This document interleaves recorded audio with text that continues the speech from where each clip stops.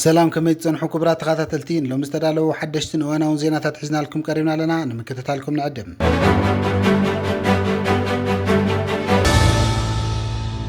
ግብፅን ኤርትራን ሶማሊያን ኣብ ጉዳይ ጸጥታ ቀርኒ ኣፍሪካ ዞባዊ ምትሕብባር ተመያይጠን ሚኒስተር ጉዳይ ወጻኢ ግብፂ ባደል ዓብደልዓቲ ትማሊ ሰንበት ምስ መዘኑ ኤርትራዊ ሚኒስተር ዑስማን ሳሊሕን ሶማሊ ሚኒስተር ዓብድሰላም ዓብዲን ዓሊ ብተኸታታሊ ርክባት ተካይዱ እቲ ምስ ሚኒስተር ዑስማን ሳሊሕ ዝተገበረ ዘተ ኣብ ምድንፋዕ ስትራቴጂካዊ ሽርክና ዘትኮረ ክኸውን ከሎ ሚኒስተር ሶማሊ ዓብድሰላም ዝተገበረ ድማ ኣብ ምሕያል ክልተኣዊ ርክባት ዝዓለመ እዩ ነይሩ ብመሰረት ሚኒስተር ጉዳይ ወጻኢ ግብፂ ዝሃቦ ሓበሬታ እቲ ምስ ክልቲኦም ልኡኻት ዝተኻየደ ዘተ ርእይቶታት ኣብ ምውሃሃድን ኣብ እዋናዊ ምዕባለታት ዞባ ቀርኒ ኣፍሪካ ዝተመርኮሰ እዩ ነይሩ እዚ ዘተ ዝካየድ ዘሎ ግብፅን ጸጥታ ምርግጋእን ቀርኒ ኣፍሪካ ቀንቀጥታዊ ጽልዋ ናይ ገዛ ርእሲ ሃገራዊ ድሕንነት ጌራ ሪኦ ሓቢሩ ካይሮ ኣብ ዞባ ቀርኒ ኣፍሪካ ብፍላይ ድማ ኣብ ዞባ ቀይሕ ባሕርን መስመራትን ዝፍጠር ዘይምርግጋእ ንስትራቴጂካውን ሃገራውን ድሕንነት ግብፂ ቀጥታ ጽልዋ ከም ዘለዎ ብተደጋጋሚ ክትገልጽ ጸኒሓ እያ እቲ ግብፂ ተካይዶ ዘላ ዲፕሎማስያዊ ምንቅስቓስ ፕሬዚደንት ኤርትራ ኢሳያስ ኣፍወርቂ ብ17 ሓምለ ኣብ ኣስመራ ምስ ኣቦ ወንበር ላዕላዊ ቤት ምክሪ ሱዳን ጀነራል ዓብደልፈታሕ አልቡርሃን ድሕሪ ምርኻቡ ዝሰዓበ እዩ ክልቲኦም መራሕቲ ኣብ ክልተኣዊ ዝምድናታትን ምዕባለታትን ሱዳን ከምኡውን ኣብ ዞባውን ኣህጉራውን ጉዳይ ተመያይጦም ነይሮም ከምኡውን ግብፅን ኤርትራን ኣብ ዝሓለፈ ወርሕ ኣብ ጉዳይ ቀርኒ ኣፍሪካን ጸጥታ ባሕሪ ምሕደራን ቀይሕ ባሕርን ዘለውን ስትራቴጂካዊ ምውህሃድ ብዝለዓለ ደረጃ ሕይልን ምህላውን ይፍለጥ እቲ ናይ ትማሊ ሰንበት ላዕለዋይ ደረጃ ርክብ ነቲ ብ10 ሰነ ኣብ ካይሮን ኣብ መንጎ ኤርትራን ግብፅን ዝተኻየደ ዘተስዒቡ ኮይኑ ካይሮ ኣብ ምዕባለታት ቀርኒ ኣፍሪካን ከባቢ ቀይሕ ባሕርን እትህቦ ዘላ ዓብዪ ቆላሕታ ዘጉልህ እዩ ብተወሳኺ ግብፂ ኣብ ዝሓለፈ ሰሙን ምስ ሶማል ኣብ ዓውዲ ባሕርን መጓዓዝያን ወደባትን ዘትኮረ ናይ ምርድዳእ ሰነድ ፈሪማ ምንባራ ይፍለጥ እዚ ስጉምቲ እዚ ካይሮ ምስ ኤርትራ ኣብ ተመሳሳሊ ዓውዲ ስምምዕ ካብ እትፍረም ድሕሪ ሕዲት ሰሙናት ዝመፀ እዩ ግብፅን ኤርትራን ሶማልያን ምሕደራን ጸጥታ ቀይሕ ባሕርን ፍሉይ ሓላፍነት ናይተን ኣብ ገምገም እቲ ባሕሪ ዝርከባ ሃገራት ጥራሕ እዩ ዝብል መርገጽ ረጊፍዎ ኣሎ እዚ ድማ እተን ገምገም ባሕሪ ዘለወን ሃገራት ኣብ ስትራቴጂካዊ መጻእቲ ባሕሪ ክህልወን ዝግባእ ወሳኒ ታራ ዘጉልህ እዩ እዚ ንዓየለ ዝኸት ዘሎ ዞባዊ ምትሕብባር ብወገን 4 ኪሎ ብዙሕ ዓወያ ተስሚዑ ምህላው እውን ተፈሊጡ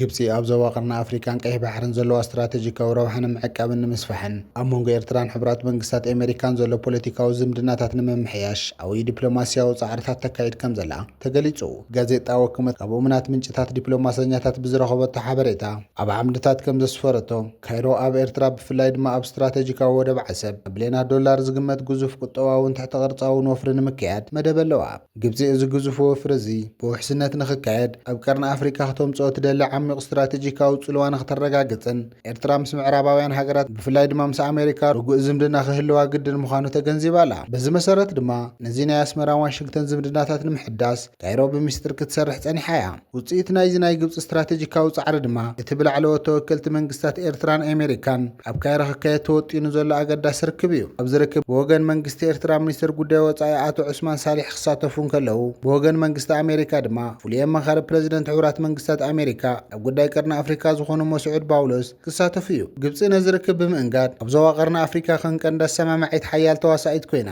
ትቐርበላ ተንተንቲ ፖለቲካን ተዓዘብቲ ጉዳይ ቀርኒ ኣፍሪካን ከም ዝገልጽዎ እዚ ርክብ ብዓወት እንተተዛዚሙ ንጂኦፖለቲካዊ ኣሰላለፋ ናይቲ ዞባ ሙሉእ ብምሉእ ክልውጦ ዝኽእል ዓቕሚ ኣለዎ ኣሜሪካ ነቲ ኣብ ቀይሕ ባሕሪ ቀርኒ ኣፍሪካን ዘለዎም ጽልዋ ንምሕያል ንዓበየ ዝመጽእ ዘሎ ናይ ቻይናን ሩስያን ምትእትታው ንምትካእ ኤርትራ ምስ ትነውሕ ገምገም ቀይሕ ባሕሪ ኣዝያ ኣገዳሲት ሃገር ምዃና ተገንዚባ ኣላ ግብፂ ብወገና ኣብ ወደብ ዓሰብ ተካይዶ ወፍረ ቢላ ኣብ ቀርኒ ኣፍሪካ ዘለዋ ፖለቲካውን ጸጥታውን ሓይሊ ንምድልዳል ትጥቀመሉ ኣላ ንኤርትራ ዝርክብ እዚ ሓድሽ ቁጠባዊ ዕድላት ዝኸፍትን ናይ ቢልዮናት ዶላራት ወፍሪ ዘምጽእን ኣብ ዲፕሎማስያዊ መድያት ድማ ሓድሽ ምዕራፍ ዝኸፍት ዓብዪ ታራ እዩ ብሓፈሻ እዚ ኣብ ርእሰ ከተማ ግብፂ ዝካየድ ዘሎ ስልሳዊ ምትእስሳር ኣብ ቀርኒ ኣፍሪካ ሓድሽ ናይ ሓይሊ ሚዛን ዝፈጥርን ነዞባዊ ፖለቲካ ናዘይትጸበዮ ሓድሽ ምዕራፍ ዘሰጋግር ታሪኻዊ ምዕባለ ኮይኑ ኣሎ መጻኢ ማዕበላት ናይዚ ዲፕሎማስያዊ ስራሕ ብኸመይ ኣብ ባይታ ክትግበር ምዃኑ ዓብዪ ተገዳስነት ይጽበሎ እዚ ከምዚ ኢሉ እንከሎ ኣብ ርእሰ ከተማ ግብፂ ካይሮ ኣብ መንጎ ላዕለዎት ሰበስልጣን ኤርትራን ሕብራት መንግስታት ኣሜሪካን ኣገዳስን ታሪኻዊ ርክብ ተኻይዱ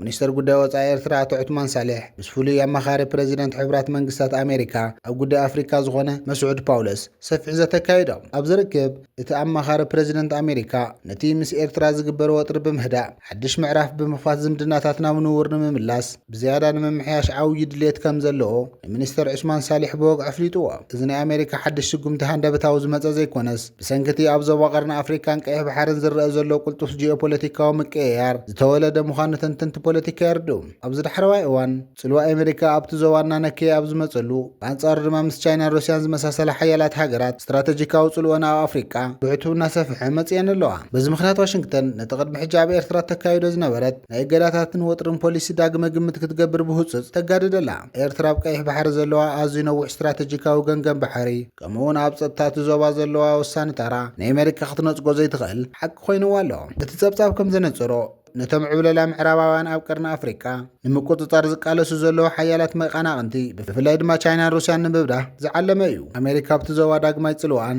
ተወዳዳርነታን ንምምላስ ከም ኤርትራ ምስ ዝኣመሳሰሉ ቁልፊ ሃገራት ጽቡቕ ዲፕሎማሲያዊ ዝምድና ክህልዋ ግድን ምዃኑ ተገንዚበላ ኣብ መወዳእታ ዝርከብ እዚ ንዞባ ቀርኒ ኣፍሪካ ሓድሽ ናይ ሚዛን ሓይሊ ዘምጽእ ክኸውን ከሎ ንኤርትራ ድማ ካብ ናይ ገዲም ጸቕጥታት ሓራ ብምዃን ሓድሽ ዲፕሎማሲያዊ ዓወትን ቁጠባዊ ምትእስሳርን ክኸፍት ዝኽእል ታሪኻዊ ምዕባለ ኮይኑ ኣሎ ክልቲአን ሃገራት ነዚ ጀሚረንኦ ዘለዋ ናይ ዝምድና ምምሕያሽ ብኸመይ ናብ ግብሪ ክቕይራ ምዃነን ብኣቕልቦ ዝጽበ ጉዳይ እዩ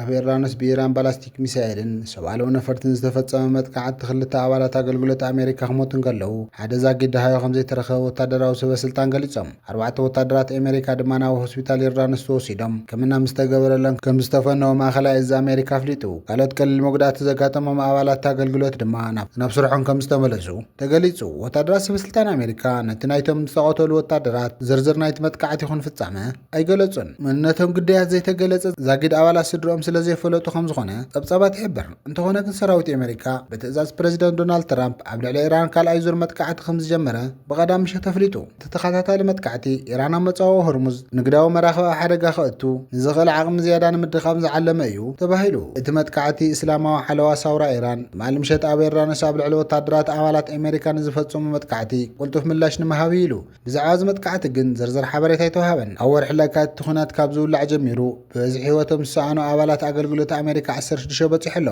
ኣብ መጀመርታ ናይ ዝወርሒ ደሃይ ዝጠፍአ ፓይሎት ሓይሊ ባሕሪ ሃገር እውን ከም ዝሞተ ተፈሊጡ ኣሎ ማእኸላይ እዝ ኣሜሪካ ብቐዳማዊ ዘውፅኦ መግለፂ ማእኸላይ እዝ ኣሜሪካን መሻርክቱን ንመጥቃዕቲ ባላስቲክ ሚሳኤልን ሰብኣለዊ ነፈርትን ኢራን ምላሽ ኣብ ዝህበሉ እዋን ክልተ ኣባላት ኣገልግሎት ኣሜሪካ ኣብ ኤርዳነስ ኣብ ዝተኻየደ ውግእ ተቐቲሎም ካልእ ኣባል ኣገልግሎት ድማ ዛጊድ ሃዮ ኣይተፈለጠን ኢሉ ካልእ ኣባል ኣገልግሎት ድማ ዛጊድ ሃዮ ኣይተፈለጠን ኢሉ መንግስታዊ ማዕኸናት ዜና ንሓለዋ እስላማዊ ሳውራ ኢራን ጠቒሰን ኣብ ኤርዳነስ ዝርከብ ወታደራዊ ማዕስከር الأزرق أب استخدم متقعتي بوحدو خلت نفرت وجا أمريكا 15 حبيران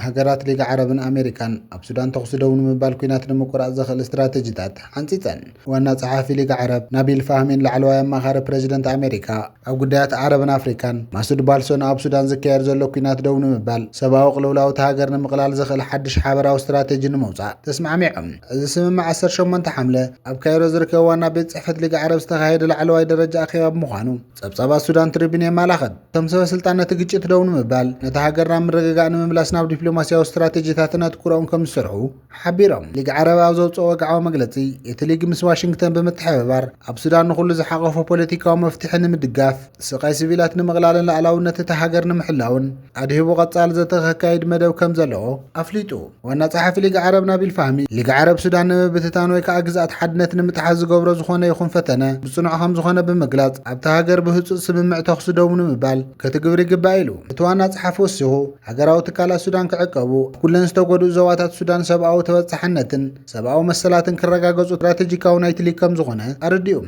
العلوية مخار بريزيدنت امريكا اب غدي عربن افريكان ماسد بولس بوغنو قلولاو سودان زوقعلو غنغامتاتن امامتاتن امريكا بزرزر زغلጽ سفيح مغلጽ زغربه خوينو لغا عرب بزمداي زكايدم زلو صعرታት بمنعاد قلولاو سودان مفتح امريكا مس كلن وغنات بحبار كم تسرح الرغاغيصو